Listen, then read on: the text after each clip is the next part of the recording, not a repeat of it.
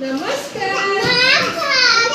आज आमे ओडिया मास नाम जानिबा आमे केतला मास अछि केतला मास अछि 12टी मास अछि को बैशाख ज्येष्ठ आषाढ़ श्रावण भाद्रव आश्विन कार्तिक मार्गशीर पौष माघ फाल्गुन चैत्र कोदम गोटे मास नाम एथर प्रतिज्ञा मास नाम कुह मास नाम है को बैशाख